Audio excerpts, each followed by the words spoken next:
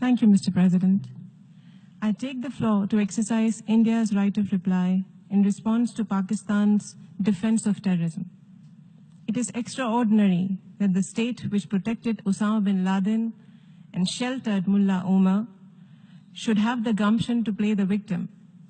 By now, all Pakistan's neighbors are painfully familiar with these tactics of creating narratives based on distortions, deception, and deceit.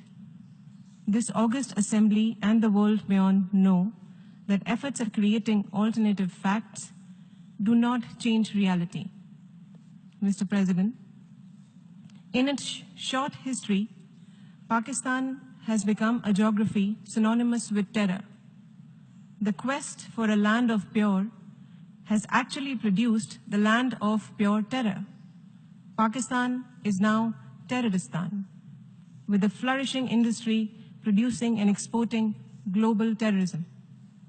Its current state can be gauged from the fact that Hafiz Mohammed Saeed, a leader of the United Nations designated terrorist organization, Lashkar-e-Taiba, is now sought to be legitimized as a leader of a political party.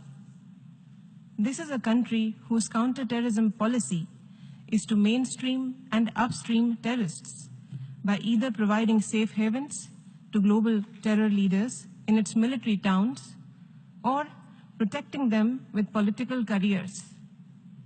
None of this can justify Pakistan's avaricious efforts to covet the territories of its neighbors.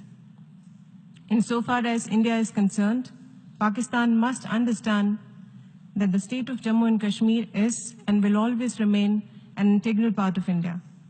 However much it scales up cross-border terrorism, it will never succeed in undermining India's territorial integrity. Mr. President, we also heard Pakistan complain about the consequences of its supposed counter-terrorism efforts. Having diverted billions of dollars in international military and development aid towards creating a dangerous infrastructure of terror on its own territory, Pakistan is now speaking of the high cost of its terror industry. The polluter in this case is paying the price. Mr. President, even as terrorists thrive in Pakistan and roam its streets with impunity, we have heard it lecture about the protection of human rights in India.